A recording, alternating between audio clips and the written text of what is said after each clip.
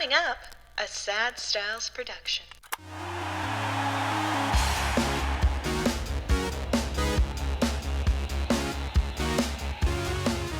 Hello and welcome. My name is Mikey Aaronworth, signing on to the Sign Off, a Frameworth podcast for yet another week. And ladies and gentlemen, it has only been a few weeks since the first time we had Brad Janson on the podcast, and exactly as I promised, so many of you reached out to us and let us know that you wanted to have him back on. He teased a lot more stories the first time he was on, and on this episode, we finally had a chance to get into them in detail. Now, if you didn't hear the first episode with Brad Janson as a guest, I highly suggest you go back and listen to it. Would have been about 4 or 5 weeks ago, something along those lines. He is an equipment representative or an equipment ambassador, and he has been for several companies in the NHL, so his relationships with a lot of the players and a lot of the representatives of the league, as well as the equipment manufacturers themselves, extend back decades. Now, his stories from within the league and within the locker room are not worth missing.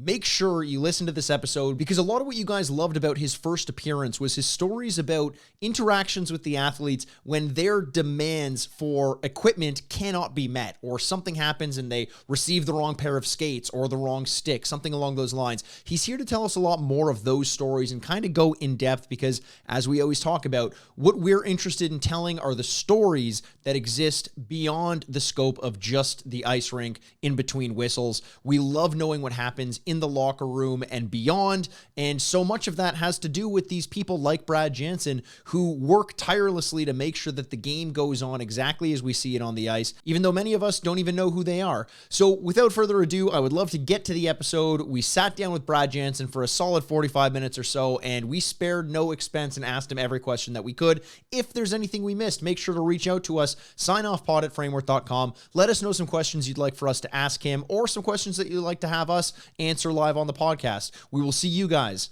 on the other side.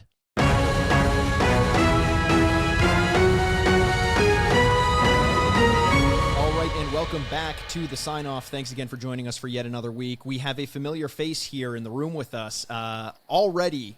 Just one quick appearance you had on this podcast, and the guests were already asking to have you back. We promised another story. I'll introduce him in a moment. I'm here, though, joined with Brian Aaronworth, the president of Frameworth Sports Marketing. I am Mikey Aaronworth, host of the Sign Off podcast, and we have former equipment rep, a celebrity to the stars, is that fair to say, Brad Janson? Is that a better introduction than similar to Rocket, the head of athlete security? Well, who am I following today? An ice scraper from Scotiabank Arena or something? Or what's it like shoveling snow in front of 18,000 people? Is that what we're next? Is I come in after that one? Probably. Honestly, I bet you they've got some good stories. I wouldn't be surprised. Maybe not. Just trying to help your podcast. Maybe not quite the stories that you have, Brad. And I want to kind of get started now. If you didn't listen to the original episode with Brad Janson, I highly suggest you do so. Primarily because there was some addition to the Rick Nash story. Sure, we're not going to get into that, but you also had some stories about your time as a representative for equipment for various NHL companies, whether it's for skates, sticks, jerseys, everything. And you had some stories where in your interactions with these athletes, you may have provided some sticks that didn't suit their purpose. Maybe you couldn't help them get what they need. Maybe you picked a fight with Ty Domi himself. All those stories you can find on our past episodes. But can we lead off? Our fans loved those. Can we have another story from the locker room where, I'm not going to say you did your job poorly, because you're always doing the best you can, but where something happened, you can blame someone else if you want, to get you into a little bit of hot water with one of the athletes? Oh, yeah. Do the best I can. That's why I was fired from every company I worked for. But other than that, yeah, great. Well, hey, for some of us, that is the best we can do. Maybe you just can't do better. That's okay. Yeah. I think one time I was down in New York with the Rangers, and Mark Messier was playing for the Rangers then. And I remember mentioning earlier, he was a whack job with skates. Like, he was crazy. Every game he's changing stuff and putting in.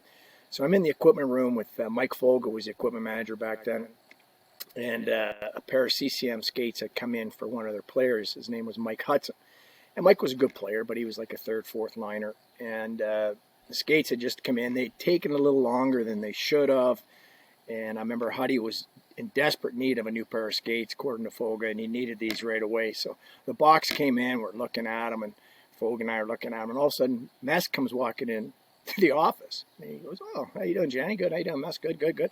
What do you got here?" And he looks at it and goes, "Oh, those look pretty good." And next thing you know, he throws one on his foot and he goes, "Geez, these feel great." He says, "These feel really good." He goes to folks, "Hey, folks, sharpen these up. I'm going to wear them tonight." And I'm like, they're for Mike Hudson. And he's kind of been waiting for about 2-3 weeks for a new pair of skates. And nobody's saying anything. And all of a sudden he's like, and folks goes, "Okay, yeah, Mess, no problem. We'll get them all ready to go." So he sharpens them up and he goes, and folks says, "Do not tell Mike Hudson his skates are here. And Mess just took them and he's going to wear them." So we don't see anything. And so the game starts, and I can't remember I was even watching it, but I talked to folks afterwards. I said, "Hey, folks, what did Mess think Mike Hudson skates?" And he goes, "Well, put it this way. He skated around 2 or 3 times with him, came to the bench. He said, 'Get these fucking things off me right now. I get my old skates back.'" And he changed the skates. So I said, "What did you do with them?" He said, "Well, I couldn't really give them to Hudson. Right. I'd use a pair of skates." And, "Hey, Mike, here's a pair of skates for you. Just so you know, Messier bored him for a couple shifts and didn't really like them." So I was like, "Oh, great. I never told Huddy that story either." I was like, "Oh." So how'd you end up getting him his skates? Did you just have to wait a little while or what? We had to order another pair, and again, it was like a rush. We tried, and we banged them out for him really quick, type of thing. And so he probably didn't even know until I think afterwards we told him, what Mess had done with his skates. Now, like, how many years were you working in this industry for? Like across all companies? I tricked him for 38 years. 38 years. There you go. Yeah, now, you've worked for a lot of equipment companies, some of which were, the biggest in the world, some of which were just starting out and gaining notoriety. I think of True, for example, was one of your more recent employments there. What's the major difference working with a company like True versus a company like CCM? Well, I think when you're a new brand, first, you have to believe in the product before you're even going to go in and represent it to a pro athlete. Right. They don't want to hear the bullshit like this is the best, whatever, because they'll know. Like, they'll know right away. So you have to believe you're committed to the brand and the product as well, and that comes out in when you're working for them. True has a great product, has a great brand. They've been actually making hockey sticks for the last 15 years or longer, but they were an OEM company. So they were making CCM, they were making Sherwood, they were making STX. So they made everybody else's sticks for them, but they didn't have their own brand. So it's actually, when you start with a new brand, it's like TPS was a new up and coming one-piece stick. The expectations aren't as high as when you're working for an Easton or a CCM or a Bauer, where they expect to have, lots and lots of players and lots of sales of their product. You're talking about the expectations that the company will have for you, or that the players will have for the equipment? No, the company itself has, the pro departments are a major marketing tool for these companies, and it's a lot of money. It costs a lot of money to have just to say you want to go into the NHL and sell stuff. That won't work. There's a licensing fee you have to pay to the National Hockey League. So if you want to have your hockey stick brand exposed in the NHL, it's $150,000 US a year. So if you want a helmet, it's $150,000. If you want skates, it's $150,000. You want gloves, it's $150,000. Wow. And that's just say I, Mikey Aaronworth, out of my basement, develop this fantastic new stick, and I meet a player who enjoys using it. That player can't use it unless I pay that fee. No, and you have to pay that licensing fee, and the player can't even black it out. Like they're pretty strict about it. Now, you're $500,000 US just before you even sell. If you've got head to toe company, you're $500,000 before you even sell one piece of product. And all the revenue that you're making is for stick sales to the players. I'm assuming you don't get anything really back from the league. That's just an entry fee. No. The league doesn't really give you anything other than take. They like taking your money. They don't even give you free tickets. They don't give you. There's nothing there that's free. They'll take your cash. For sure. I hadn't. Did you know that, Dan? Yeah. I know about the league. Yeah. Well, I know that, but the idea, like, to me, that concept of this piece of equipment that I really like as a player, well, you can't use that. I didn't actually know that the stick companies paid licensing fees of that caliber. But keep in mind that the big reason they want the players to use the sticks, although I think they charge the teams, is to get them in the stores. For sure. Mitch Marner is a good example, right? I mean, Mitch must have Right, been... and the teams all pay for this stuff, right? It's Yeah, not. yeah. I think the perception is that these NHL guys get everything for free. Well, actually, they don't. They pay a lot of money. Like it may be close to not quite retail, but it's pretty close to. The sticks are not cheap anymore to these teams. Like they're a couple $100 a stick. And so now what happens is a guy may use it for, most players use one brand new stick a game. Some guys use 3. Right. But when you put it in perspective of a guy using $600 worth of hockey sticks, and let's say he's making, $5 million a year, and it's paid over the game, he's making $10,000 that game to play. Right. So $600 in the scheme of things shouldn't be a big deal. And they also take those sticks and put them up in their stores. Right. And if they pay $200, they've got them up in the stores now for $350. So it's a revenue generator for the teams as well. There's another angle to that, though, which is really important because players initially coming into minors and that they want their sticks paid for. It's expensive, right? Right. Yeah, of course. And then coming into the league, they don't need to be paying for their sticks. They let the team pay for their sticks. But then the team owns the sticks. Now the player can give the odd stick to a guy in the stands or whatever. But when I first met Sidney, I said, you'd be better off owning your own product and paying for your own product so you own it. And now his game use sticks are going for between $1,000 and $2,500 US for just an average stick. So he owns those sticks. The team can't take those sticks from him. And that was a good deal. Now that's if you're Sidney Crosby, right? So the players can opt to pay for their own sticks or have the team pay for it. That's the case? I'm not sure that they all can. Yeah, I don't think so. Like some teams, they're like, Lou Amarillo, he'd say definitely not. You're part of this team, and this is the team concept. He would never allow that. And I'm pretty sure. I think Connor McDavid may have the same situation in Edmonton on his product.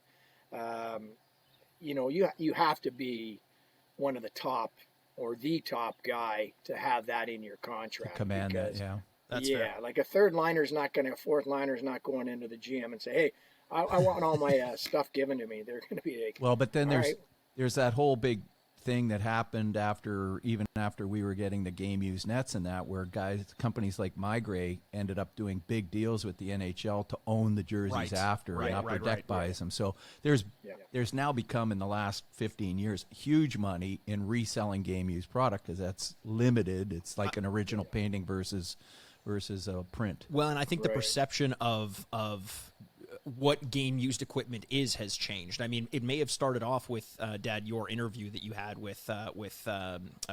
or your meeting that you had with the New York Rangers, where you essentially told them that don't throw away plexiglass, you can cut it down and sell it, and now all of a sudden everything that has been used is a revenue chain. Could for be them. a revenue stream, sure. Yeah. So exactly. I like that, and you spent some time with True. I mean, Mitch must have been an enormous deal at True, right? Was he one of their first major stars, or who else? Absolutely. So I'd known Mitch when he first got to the London Knights, because I had Max Domi. I was working at Easton at the time, actually, and we had Max Domi under a small deal because his dad said, "If you don't, I'll kill you." So we signed. Is this after he apologized to you, or what? Yeah. No, this was afterwards. Okay. And then he'd be calling me. We've got Max Domi in London under an Easton deal, and he'd be all of a sudden I'd get Ty, Jan, fuck, Max just broke 2 sticks. Fuck. I go, well, why are you calling me? Call the equipment manager. I'm not why And then he'd call and goes, Jan, go down to London and tell Max he's got to change his curve. I go, what? He goes, tell him he's got to change his curve. He's got no backhand. He's got too big a curve. Oh my God. And I'm like, oh, okay. So I did go down to London. I said, hey, Max, just so you know, your dad called the other day and says you're supposed to change your curve because you can't do a backhand. So you need a smaller curve. So you're the buffer between them. Yeah. Yeah. I go, let's just play along. And if he says, yeah, we got a new curve coming, it's not as big, I'll go with it and everybody will be happy. Oh, that's amazing. So we had Max under a small deal in London, and Mitch had just got there. He was a first round. He was 15. And I remember him walking around the dressing room, and I go to the equipment manager. I go, hey, whose kid's in here? Like, he goes, Johnny, that's our first rounder. That kid's our first rounder. Like, he looked like he was 12 years old. He was 130 pounds, and he goes, you wait till you watch this kid. He's unbelievable.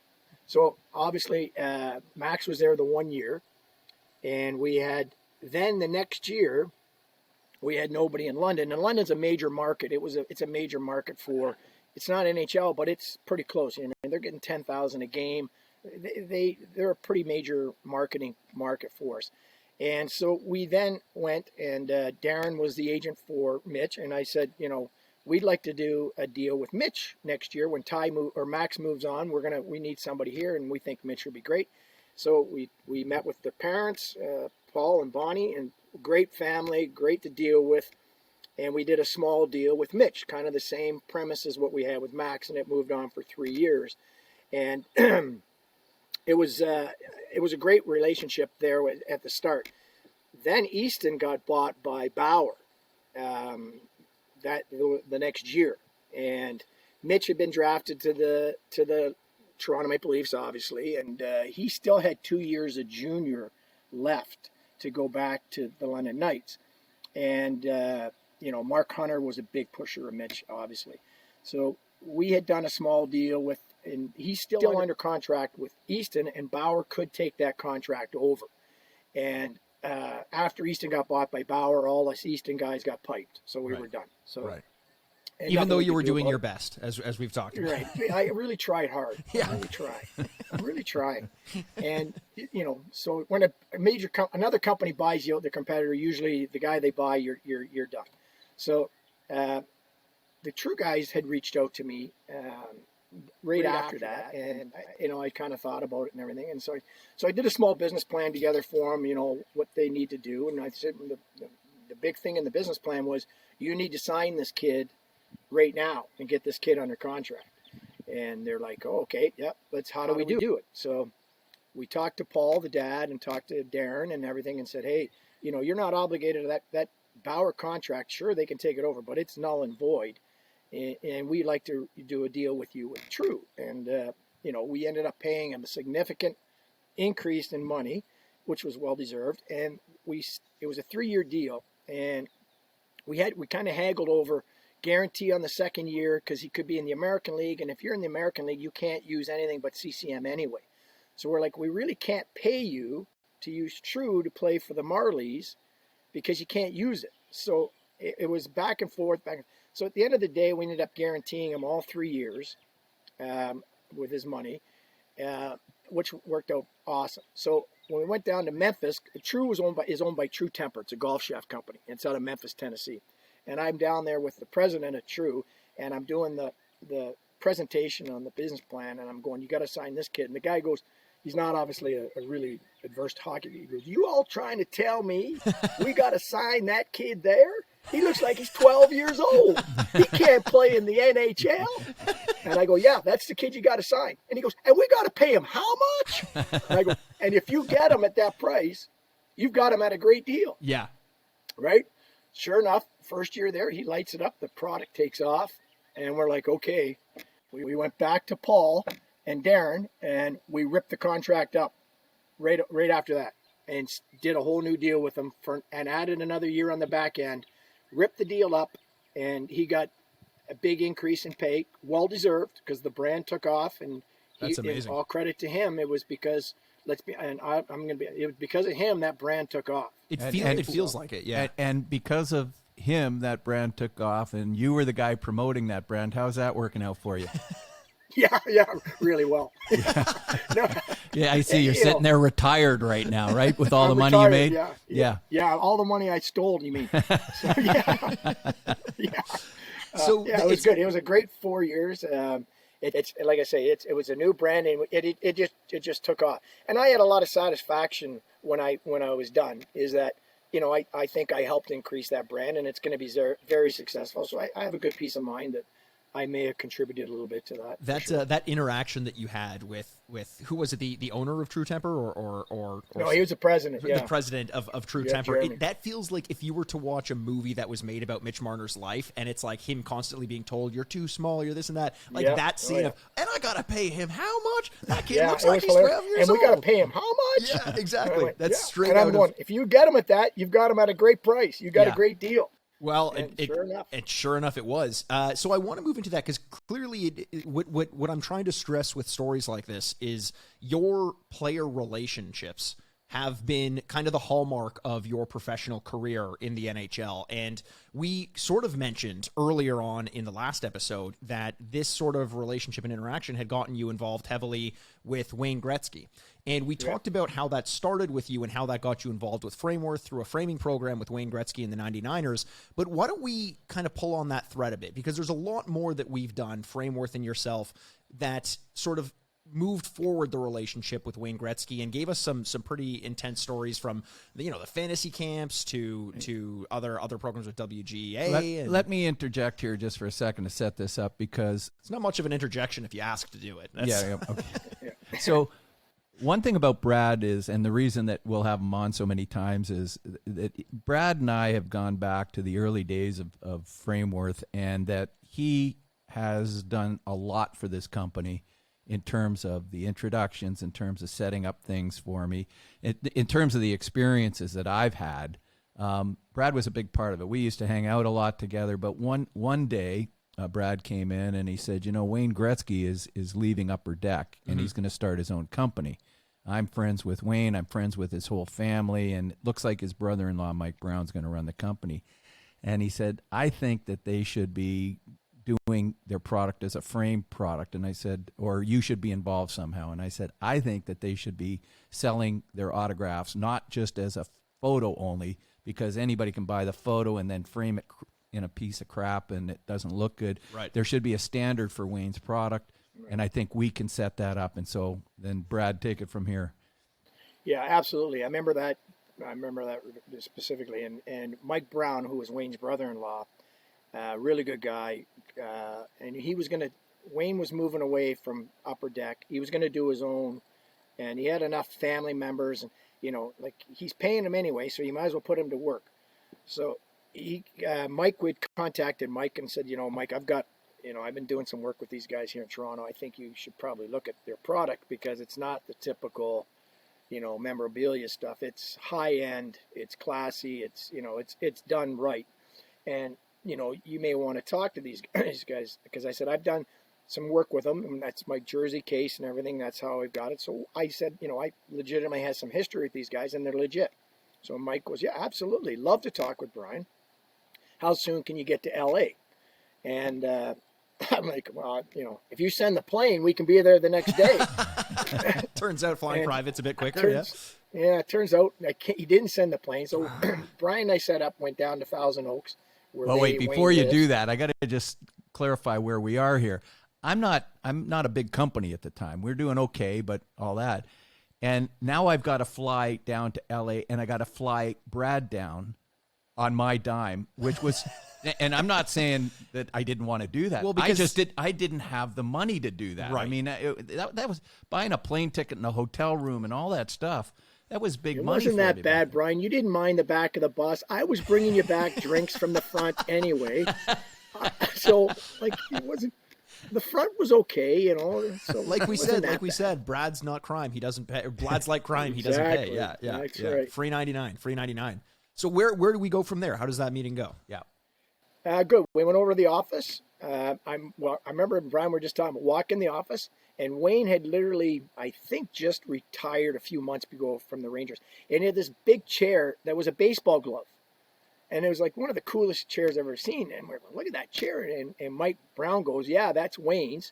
The Rangers gave it to him when he retired. And it's a really cool brown leather chair that's a baseball glove. And we're sitting in it. And Mike Brown, the whole time, he's putting. He's got a putting green in his office. And Brian's trying to do the pitch with him, and he's just putting away. And okay, yeah, sure, sounds good. Yeah, great. He goes, and by the way, guys, we got a tee-off time in 45 minutes at Sherwood. So let's get going. and Brian's like, Oh, okay. So At we this get point, I don't even Sherwood's know on whether the- do we have a deal, don't we have Yeah. a deal, but I know we're Yeah. going to play golf, which is fine with me. That's fine with you. Yeah, you'll Yeah, take that. Yeah, and I think Wayne played with us, didn't Yep. he, or just come out? No, he played, right? He played that day, which was like huge for me. Yeah. How Right, what right. would your interaction have been with Wayne at this point? Had you met him a few Mike times? said, or- "This is Brian. We're talking about doing a deal for the framing." But and you hadn't met him. I've met too him, many I other think, times? a couple of times through Brad. Okay. but nothing. So from that to golfing with him must be pretty intense. But Brad, you would have had a more significant relationship at this point, right?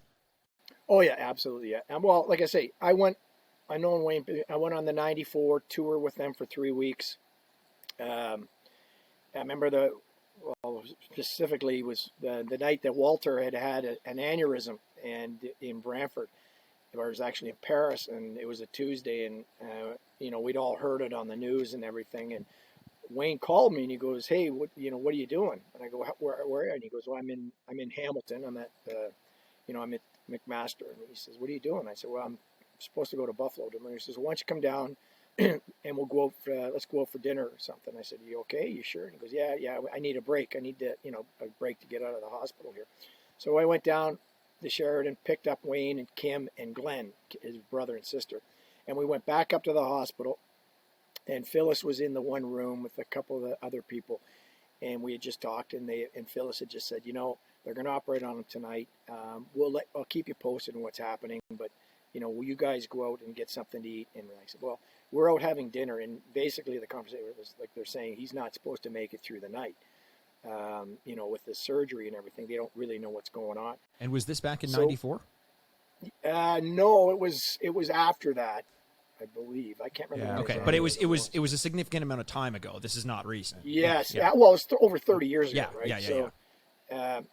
And so we had dinner and everything. Kim and we're having a few drinks at dinner and, trying to make light of a really bad situation. And Kim and Glenn wanted to go back to the hotel and Sheridan. So I said, okay, I'll drop you. Wayne goes, well, I don't want to go back to the hotel. He says, Jenny, do you want to go somewhere? We'll find a drink because I'm going. It's a Tuesday night in Hamilton. And I'm going, I'm not sure it's going to be a real hot spot, but all right. So we asked some guy that worked at the restaurant. He goes, yeah, go to this place. It's the only place on a Tuesday night that's anything that's open, right? So drop those guys off. And I remember driving in the parking lot, and it was the lineup was out. You could see it when you're driving in. There's a huge line to get into this bar. And we park, and I go, okay, get out of the car. And now everybody turns and looks, and they can see it's Wayne. Well, I walk to the front of the line thinking, okay, we're just going to walk right in because I'm with the great one, and I'm not going to sit. And I'm walking in, and I look behind me, and Wayne's gone to the back of the line. And I'm like, what are you doing? So fuck. I go back to the back, and I go, what are you doing? He goes, just wait here. Trust me. 10 seconds later, the manager comes back and he goes, hey, Wayne, you guys can come on right on in. Come on in. Just come on in the front. And Wayne goes, no. He says, it's okay. We'll wait for everybody else in front of us to get in. Wow. And I'm looking at him going, are you out of your fucking mind? I know what he's thinking. And then all of a sudden, the manager walks to the front of the door opens. Everybody in Everyone goes line in. walked right in. Yeah. And I'm like, okay, now that's pretty cool. That's 'Cause I'm sure amazing. I'm standing in line all the time, and you see somebody go to the front, and you go, look at that prick there, Right. Mr. Big Wheel, walking in front of you. So everybody in that line knows it's Wayne and knows what he's done, right? And they're like, well, they're not going to say a bad thing about that. So we walk in, the bar's jumping or whatever for Hamilton on a Tuesday. I go walking where everybody is. He goes walking over in the other far corner where there's nobody there. I go walking and go, what are you doing? He goes, trust me, Janny, they're going to find us. So sure enough, we sit down, and next thing you know, the whole crowd that's over there is back over in this corner. And I'm like, oh, you're right, again. And like he says, you got to earn your nickname every day. Wow. And I was like, and we got absolutely crushed that night. It was a fun night. But I just remember the way, like somebody of that magnitude to do that, could have just walked to the front and nobody would have said. And he goes, no, I'm going to wait for everybody to get in. And That's that was really cool. And I told the story of sitting with him at the bar in his restaurant and then asking the guy next to him to if the guy had a camera on the counter and Yeah. said, "Would you mind if I had my picture taken with Right, you?" You right. know, it's like that. He was such a class guy. Those sorts of things go such a long way, and it's something that you know, as people like ourselves who we're not going to be skipping any lines anytime soon, we would never think to do something like that. We would just say, hey, if we had that sort of pull, of course I'm just going to walk into the front of the line. You talk about like a player who just makes the NHL and they're great at what they do, but they don't make those veteran plays. And everyone always talks about, you know, the veteran mentality that you have when you've been in the league for 15 years. That is a veteran play that Wayne made. Yeah. Just for knowing, sure. And nobody. I'm did having that. dinner with Wayne and Janet at one of the Canada Cups, and we're in Yorkdale or something, where all the rich and famous and all the beautiful people are. And it's a nice day out. We're sitting outside, and just the three of us. And Wayne's having dinner. Well, it starts. People come walking over. Oh, Mr. Gretzky, can I get an autograph? You know, and I'm like, all during dinner, right? And I'm like, wow, how do you not snap? You know, like I would have snapped. You know, you're trying to have your dinner. And he would just take the paper. He wouldn't look up, and he would just think, and then he'd turn and hand it back to them. And afterwards, as I said, Wayne, how do you not snap? Like, why wouldn't you just say, hey, I'm having dinner or something like that? And he goes, you know what? He goes, Johnny, the reason I make the money and what I have is because of these people. And if I do that, you know, and I went back and went, oh, it's another great point. And I was like, yeah, okay, I get it. It is a good point. And you have this level of celebrity, I think, where people get split down the middle, where some of them think, I don't owe you anything, so don't bug me at dinner. And there are celebrities that do that. And who's to say how any of us would be if we were in that situation? I know that I would get incredibly frustrated if I constantly were being bothered by people showing up and saying hi to me at a bar for well, I get it all the time. Yeah, no, they're coming up and telling Honestly, you to leave, though. I That's get a it all the different time. story. They're going, when are you going to pay and get out of here? But no, it seems like Wayne went the other way, and he had, like you said earlier about the line thing, kind of every right in the world to not be that way, and chose. Well, here's chose another the story alternative. very similar. I was having drinks with Wayne at in Toronto last time he was at the hotel there, and I think it's the Four Seasons. It's at downtown. Anyways, they rope off an area, and the fans know that somehow they know when Wayne's in town. Right. I don't know. Somebody calls them, whatever. But there's 20 people. And I'm sitting upstairs having drinks with Wayne, and his agent comes in and says, Gretz, there's about 20 people outside. When we go to dinner, you got to avoid, maybe we go out the back. He says, no, Wayne says, and I go out the front. I got to sign a few autographs for those people. They've been waiting all this time. Right.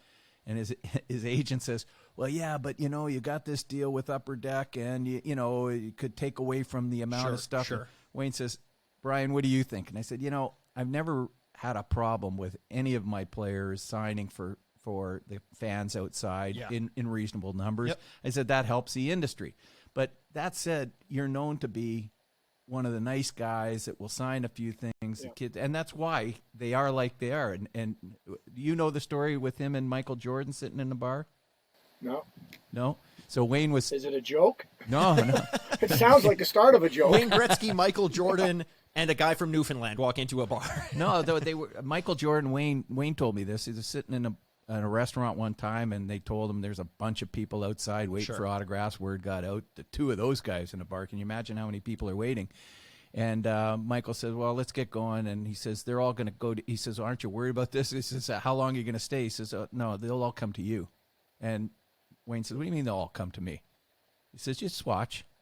And they went outside. Michael just walked off, pretty much without any bother, and everybody stuck with Wayne. What? Now, wait a second. Why is that? Because they know that Michael Jordan will not sign autographs. Oh. They're all autograph hounds, and they know Wayne will. And Wayne didn't know that until afterwards. And he told me, he says, they all came to me, and maybe a couple people followed Michael, but he wouldn't sign anything. For a brief couple seconds, Wayne is thinking, I'm way more popular than Michael Jordan. I am so much more popular than Michael Jordan that they don't even notice him walking away. Or maybe thinking, I wish I was Michael Jordan right now. That's fair. That's fair. That's a good point. First of all, you had me at two guys in a bar, and I'm thinking, those lucky bastards are in a bar. I know. Well, actually, we're sitting here recording just before the bars open up again. But that's coming tomorrow as of our recording. But this will be releasing a little bit later. So we're getting ready for the world to turn a little bit and maybe have some more stories and interactions with these guys. But one such interaction that I would love to go back to used to happen year after year in Las Vegas. and that was the Wayne Gretzky Wait, Fantasy Camp. we left off at the golf game because there's a good story about playing golf with Wayne at Sherwood. Oh, sure. When we left the office. Oh, okay, yeah, go for it. Right, Janny? You take Oh, it from yeah, here. yeah, But now I'm going to play golf, and I'm thinking we're going to play golf. Now we're going to Thousand Oaks, and we're playing Sherwood Country Club, which is where Wayne was building a home. Right. Go ahead, Janny. Yeah. So his house was, I think, was on the fifth. One of the houses he was having built was on the fifth hole, and beautiful. And we're going down the fifth hole, and Wayne goes, "Hey guys, come on, let's go up and see the." And he's looking, he's pointing. He goes, "Here's the house I'm having built over here. Let's go." Drives the golf carts off the golf course up into this thing, into the house, and it's spectacular, big, beautiful house. And we've got golf spikes on, like metal spikes. Back in the day, used to. And he goes, come on in. And he's got brand new hardwood floors. They're laying them at the time. Laying the floors down. And we're walking around this place. He's showing everything. And we have golf spikes. We got metal spikes. Don't worry about it. It's okay. Don't. And he's showing off this house. And all you can hear is click, click, click, click, click, click, click, click. And I'm thinking, oh my God, these floors are done already. Oh, well, they had paper on them. But on the way out, I said, I felt terrible. And I look under there's a little pock marks all in the floor that we walked up the stairs. Janet would have freaked out if she knew. Oh, would have lost her mind.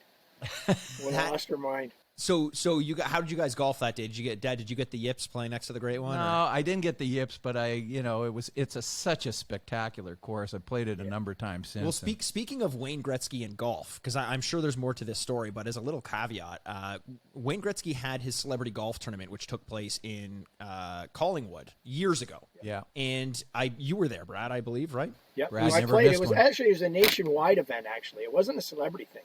It was a pro-am. Right. It was the Pro-Am, and everyone, Charles Barkley was there, Jason Spezza was there, Jerry D was there, Dean Blundell was hosting, the after show. It was like a very big deal. And plus pros from the tour. And you, Dad, had invited me on the basis that I was going to be your caddy. And I'm thinking, this is great, because all I have to do is walk 18 holes, and I get to, be hanging out with everyone. And I was. However, when it came time to lift my dad's bag, on a good day, you have a notoriously enormous bag. I don't know what you keep in there, but it's so big that before we had modified it, and I'll get into the modifications a little bit later, before we had modified it, pros were making fun of you for how big your bag. Pros were making fun of you. The guy who you could probably use a sand wedge and a driver and a 5-iron, and that's all you're going to need. But you have this enormous bag, which was just devastating on my back. I'm probably like a 19 Let's be honest, years it was full of golf balls because he loses a lot. It was full, and one thing that he did to avoid losing more golf balls was modifying the bag. And by modifying, I mean, sometimes you have a couple beers in your bag. That's fine. That's understandable. My dad was so nervous about playing in a Pro-Am that he stocked the bag with ice and 7 or 8 beers. It was the heaviest thing I'd ever had to carry for 18 holes. Couldn't play sober. Not to mention you know what? It's funny you should say that, because I said the same thing. I was nervous as well. And I had Kirk Muller playing in my group, and he was nervous. Yeah. And I said to Gretz the night before, I said, "Jesus, how do you play in these things? I got to have a couple cocktails on the course to settle down." And he goes, "Johnny, do you think I'm drinking Gatorade?" Yeah.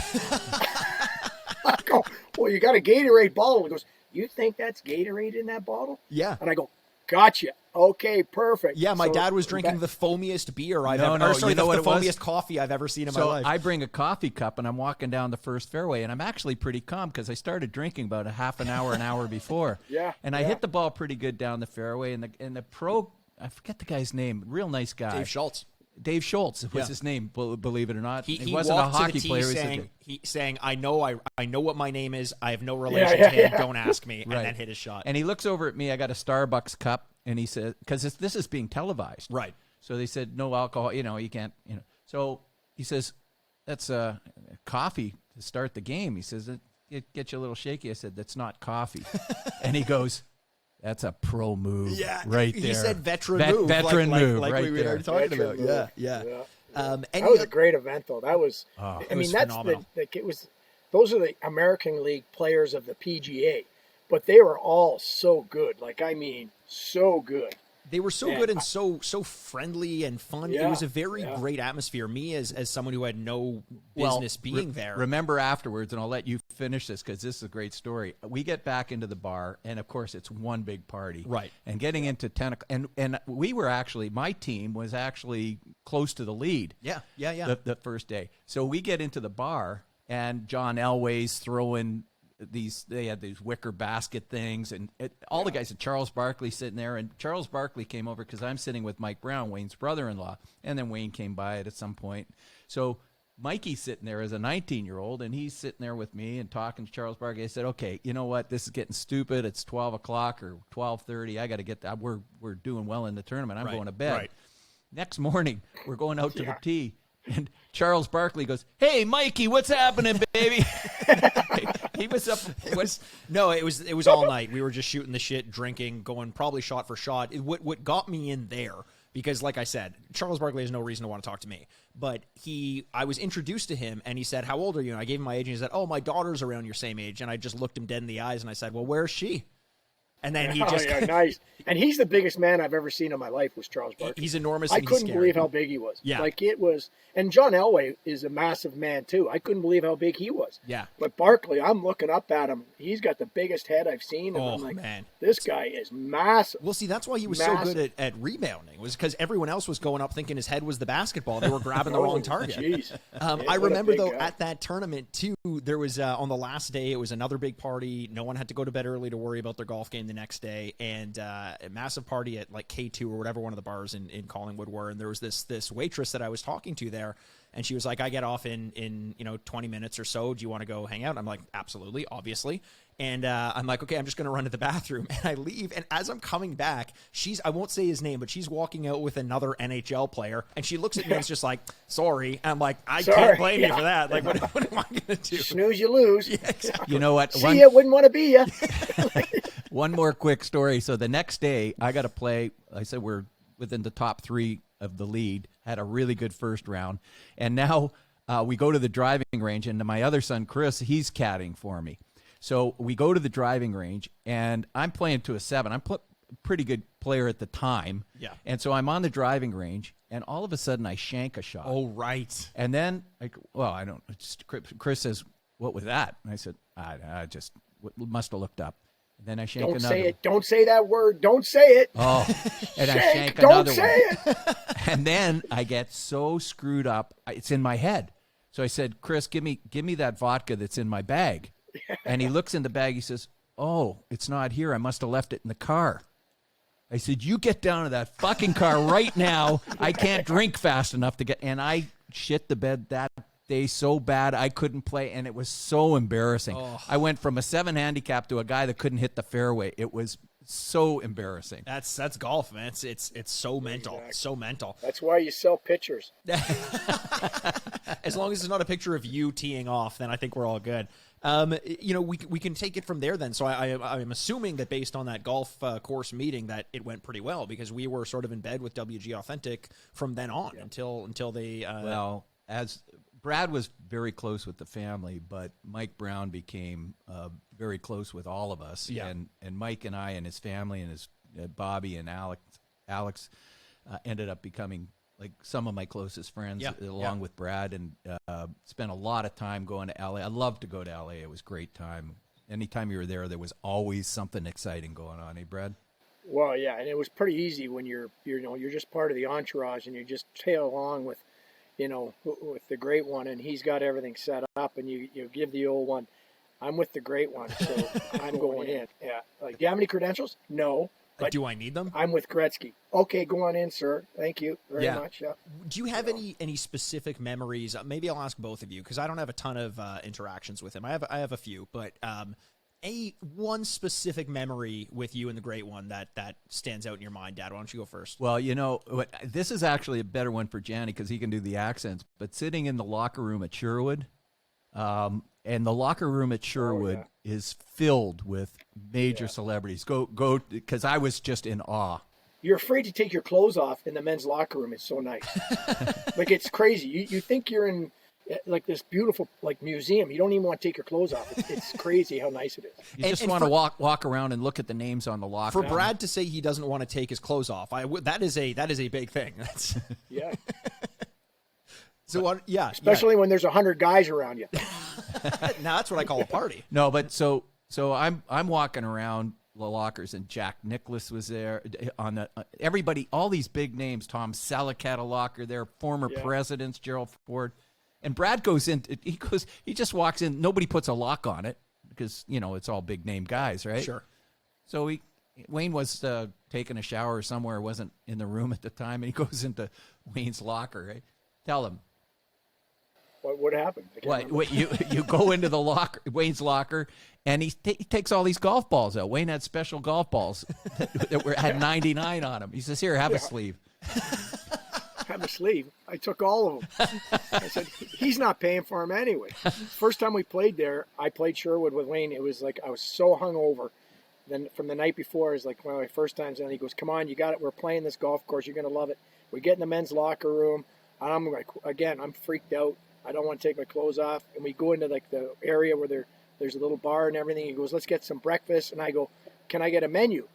Wayne goes, "They don't have menus here, man. They just make whatever you want. You tell them what you want, they'll make it." I'm like, "Oh, okay." So I'm like, "Okay, well, I'm not feeling great. How about just give me a Western omelet?" Sitting around the table, omelet comes. I'm bent down, just trying to shovel this thing. And I hear, "Hi, Wayne. How you been hitting them?" I fucking look up. And I'm like, start spitting the omelet out. It's Sean Connery standing at our table looking like, "Hi, Wayne, how you been hitting him?" He goes, "Oh, hi, Sean. Yeah, I'm hitting him pretty good." He goes, "How about you?" "Well, I can't hit with a shit." And then he turns around, I'm like, I look over and go, "That was Sean Connery." I spit half my omelet out over the table. And I'm like, holy Christ, it was unbelievable, the people that were out there. Like, I bet. The celebrities. And then we went down. Like nothing. We went down to play that course. Wayne did a celebrity event at his course. Right. And with the cocktail party on his tennis courts afterwards. But I'm sitting there. Brad was on my team with Brian Duchek, our VP, and who else was there? One other person, or was it just the four of us? No, we had three because we played with the guy who was coach. Oh, yeah. Wasn't it Bobby with us, Bascom? Bob Bascom, yeah. Oh, good friend of the family. Good friend of Brian's. He can't even remember he was there. So things were turning around pretty good at that time. So I bought a team. Wayne used to give me a team, but I said, no, we can't keep taking. So I bought a team and we went down. But we had, I'm trying to think of the guy's name. He played the star role in Coach, and I got a picture on a wall. Yeah. Anyway, so we had, and then we met, what's it, Eberhardt? Angie Eberhardt, remember her? Everhart. I know her because she was on the team. Justin Timberlake was there. Justin Timberlake. Like there was Cindy Crawford. It was crazy. So in these situations, I mean, obviously, we tell the story like, oh, it was crazy, everyone was there. Do these celebrities get enamored by the other celebrities? Is that a side of this that we don't see? Because I'm just assuming, if I'm Justin Timberlake, I'm not going to be intimidated by Wayne Gretzky because I'm Justin I get Timberlake. Harassed a lot. Yep. Yeah, sure. Yeah, you do, of course. Again, it's to pay your bill and leave. But that's just another story. But Brad is the best around celebrities because he's not. Whether he's intimidated or not, he doesn't show it. And then he starts the one-liners and gets them laughing. Yeah. Like I get nervous around them. He's just like making them laugh. And we had that great shot that I still have with Cindy Crawford and who else was in there? Cheech. Cheech Marin. Yeah. Oh, yeah. And Wayne was in the shot, and we were all just hammered on the tennis court. And somebody said, "Take this photo, get it quick." Yeah. So it was just incredible. That's she was amazing. one of the most beautiful women I've ever seen live, is Cindy Crawford, other than my wife. I was going to say, thank you for saving that because I didn't want to have to edit this part out of the podcast. Yeah, right. Now, I mean, that's just one example, and I feel like every time you're on, Brad, we're teasing some other stories that we have, but I would love to, at some point, I mentioned it earlier, get into some of the stories about, not just the ins and outs and the celebrity interactions and athlete interactions at the Wayne Gretzky Fantasy Camp, but a little bit about what that fantasy camp is and how they sort of run. We're running out of time today, but I think I'd like to tease that for the next episode. So anything else, Brad, from you? I know you already said that you're just enjoying retirement over there. It looks like if you're watching this on YouTube, you'll see there's a beautiful background there, a little bit of the wind in the background. And anything else you want to add before we take? So I guess since we're doing Wayne stories, we'll go back to one of the all-time, in my mind, the all-time greatest was 94. We're in Freiburg, Germany.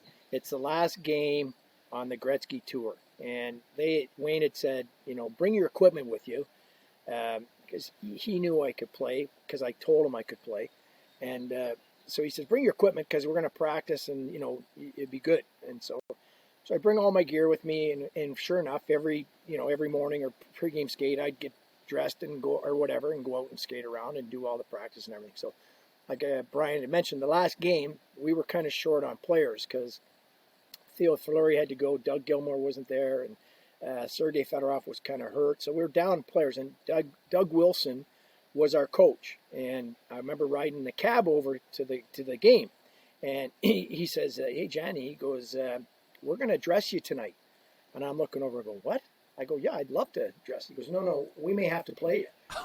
And I'm like, I'm shitting my pants. I'm like, are you kidding me right now?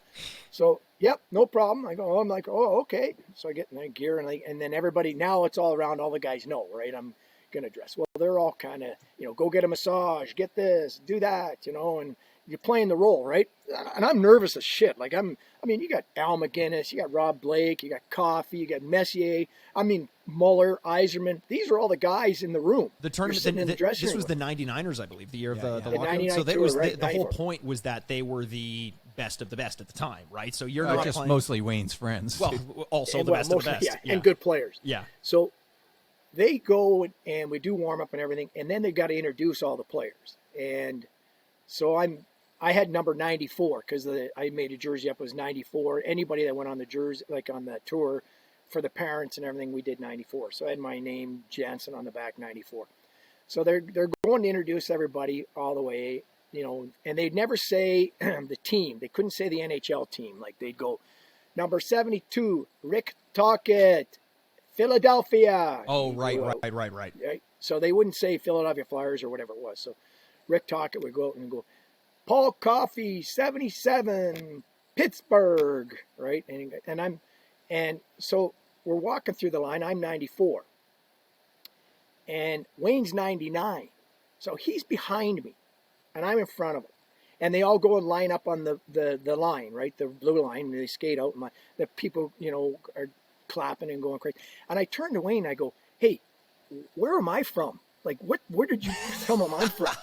And they went, "Oh, we just said you're from LA. We just said LA. I said, "Oh, okay, great." So I get Bruce Bennett, who's the famous photographer for the NHL. I said, "Bruce, you got to snap every picture you can of me because nobody's going to fucking believe that I'm on the ice with these guys or I'm even dressed because there was no internet or anything back there." He goes, "Yeah, no problem." So those are the pictures I have Brian frame up for me. So we start walking out, and everybody's on the line, and then I come to the front of the line. And the spotlight kind of comes out, and the place goes crazy, starts going nuts. And I'm looking around going, what the fuck is going on here? They're cheering and screaming, and I'm looking around going, what is happening? And I turn around and look, and Wayne's behind me, and they can see him, and he's doing the wave. He's waving to all the spectators because the spotlight. And I'm thinking, and I kind of skate out on that, shaking my head. I'm like, what? And meanwhile, it's him behind me waving at everybody, and the fans. I'm looking going, why are they giving me such a big ovation? Like, they don't even know who I am. You should have just pretended it was for you, man. Just owned it. And it was like weird. And the guys are on the blue line laughing because they can see the look on my face, like stunned, like, really? What's this all about? And sure enough, they can see Wayne in the background, and they see him walking out, and he's the last guy to. And he comes on the ice, and he's beside me, and he starts laughing. He goes, "How was that introduction?" Yeah, it was pretty good for you.